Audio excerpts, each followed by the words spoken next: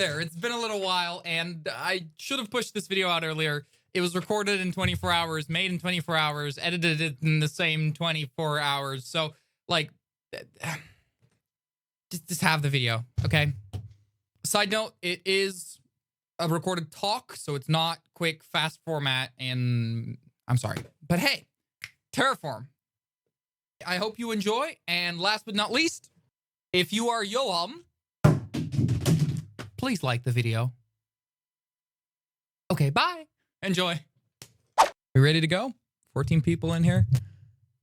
We got me in the corner. Yes? All right, sweet. So this is a very unprepared, okay? Disclaimer, unprepared, not rehearsed, from zero to hero presentation about Terraform. So again, I'm Luke, Lucemans, whatever, creative. If you don't know this by now, then I have failed. But yes, me.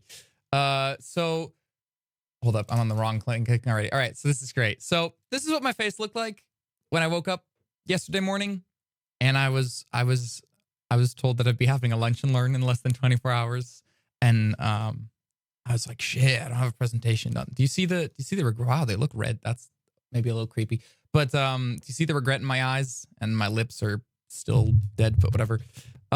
Yes. So that was that. So this is me. Regardless, I accepted the challenge, and this is Terraform in less than 24 hours. Okay. So obviously, as every presentation or whatever, I might stop doing these. I don't know, but we have an agenda. It's going to be quick and easy. We're going to just run through it. So we've got infrastructure as code. We've got some providers. We've got multi-cloud, HCL, and then last but not least, a demo. Pretty easy, right? From zero to hero, Terraform. So long story short, I was on LinkedIn a little while ago, and I saw this connection of mine. I think it might have been one of you even. Congratulate another connection of theirs with their like Terraform HashiCorp Cloud Engineer certification. And, you know, I looked at that and I said, that's a cool badge, you know, GDE. I can do Terraform, right? So allow me to give this a go, right? Here we go. Terraform's a tool written in Go. Yes, Go, the programming language, Terraform.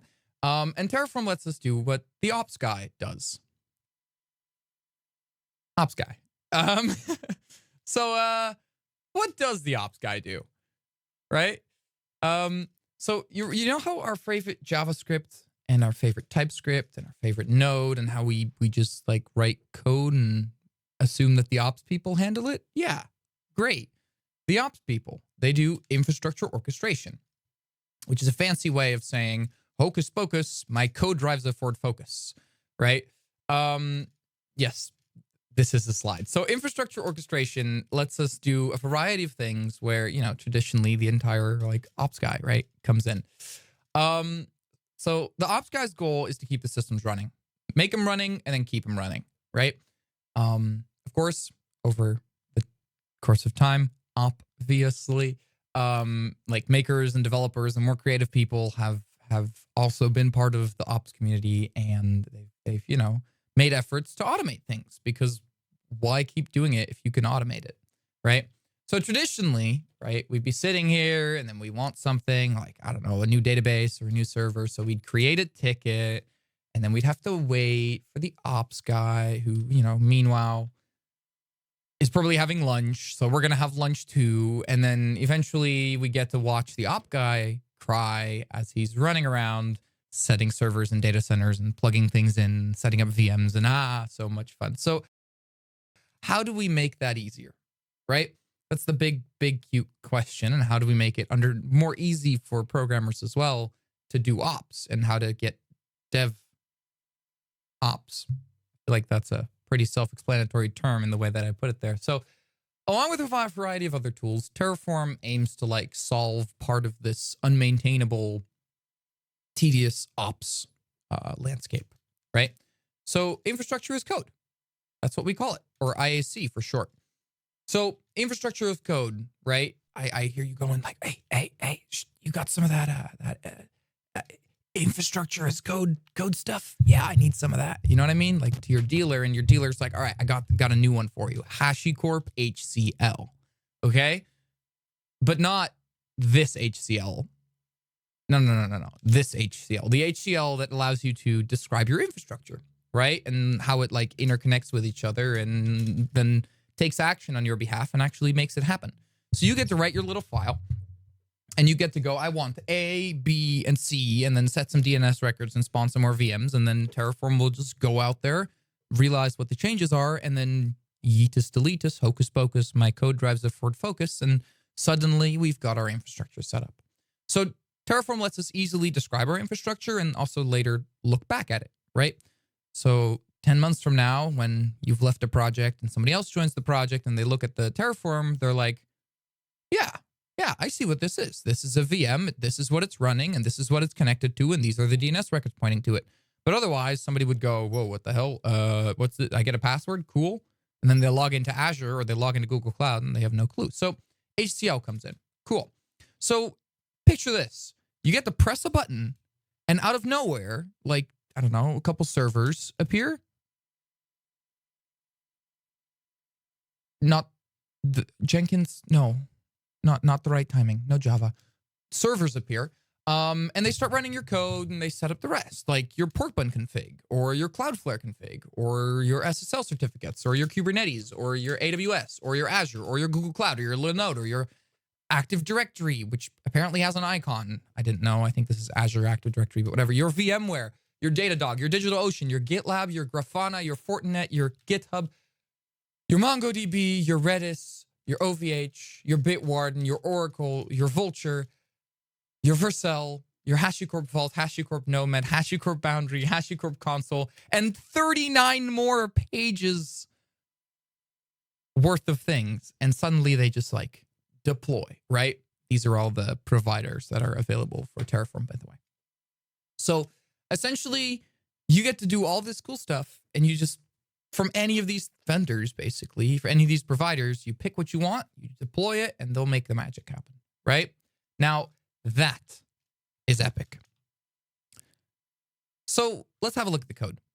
Okay, so I'm going to show a bit more code. Code, but let's break it down for you. We start off with the Terraform section. Pretty easy. Terraform, opening bracket, closing bracket. In here, we're going to define our like pre-runtime variables, like what providers we're using, some auth keys, some this and some that. Okay, so here we go. We got our required providers. Then we hippity-hoppity over to the registry.terraform website where they have a list of their providers. You press the browse provider button. They also have modules now. Cool beans. Browse providers. Then you have all of these options, right? Like I mentioned before. You pick your provider. In my case, I'm using Hetzner because I like Hetzner. So they have their hCloud provider, which is even official and verified. So that's cool. So it integrates with their cloud, right? So you use your hCloud provider. You click the button up here that says use provider right here. And then when you click it, it shows this lovely piece of text that says, hey, look, that's the Terraform thing. So Terraform required providers, you put your stuff in there. Ta-da, and your little provider hCloud at the bottom. In there, we put our token, obviously redacted because you're not going to get access to my token. And then, you know, we create our little resource. So in this case, I'm spawning a server, and it's called Steve. Let's go in here real quick. So Steve has some important things. Obviously, a name right here. Name is Steve. The server type. CX11, that's a Hetzner pricing tier for servers. The image, Ubuntu 2004, auto deploys pretty sweet, and the data center that we want our server to run in. Pretty cool. Same story goes with AWS or with Google Cloud or with any of the above. We run Terraform init, it installs the provider, and then we run Terraform apply, which gives us this result. It will go ahead, reach out to the cloud, look at the local state that Terraform is storing, and then go, oh, shoot, we have not created this thing that's in the code yet. Let's go make some plans for that. So it draws up these plans that you can also get if you run Terraform plan. So it draws up the create plan. It will create a resource, hCloud server, and then with all of these features. Cool. And they're all pluses, just like in Git.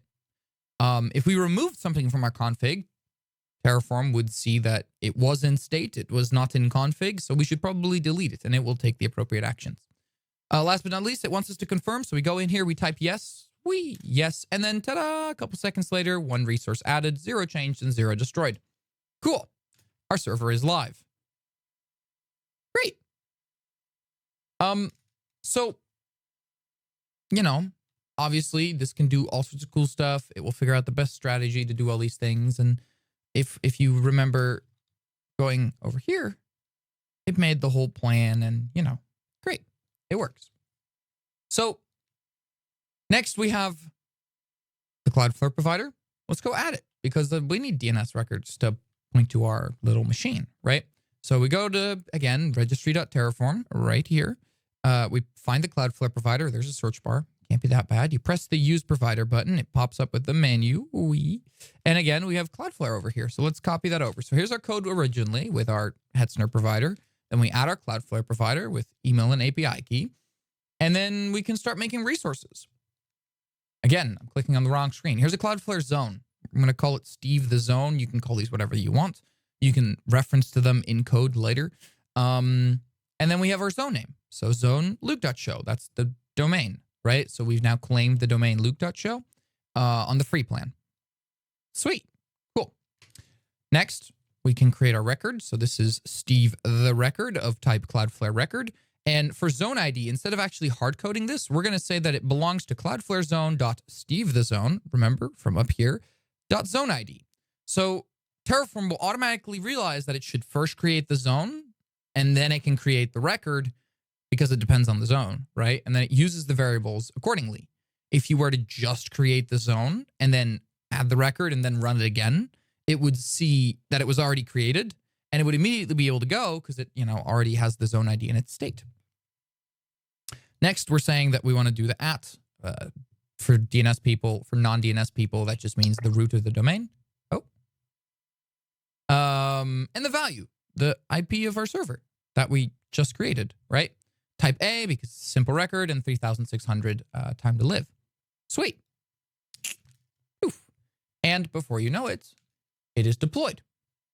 So I was going to do a little demo, but I didn't have enough time when making the slides. So that is that. But the CLI has a bunch of other features as well. You can do Terraform FMT format, which lets you format a file. It's like ESLint. It's pretty great. Terraform validate, which lets you check if a file is even valid or not, if you're using the right providers, if you're using the right versions, if all that fun stuff.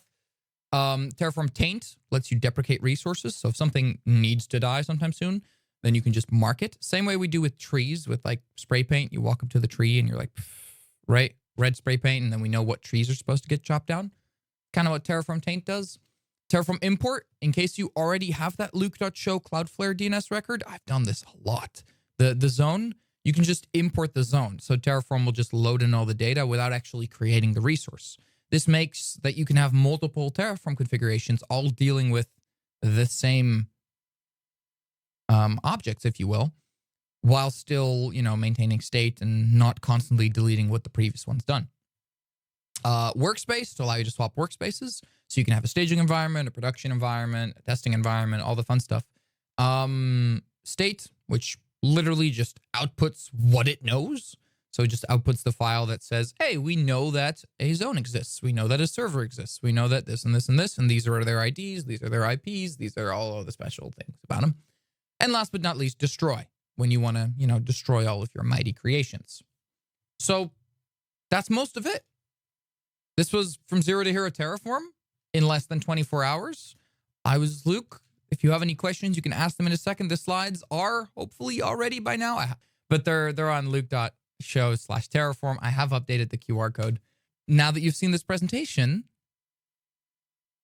you're completely capable of becoming a Terraform Associate Engineer. Certified. There you go. Well, you still have to take a test and whatever, but this is all of the information that, you know, is in that course.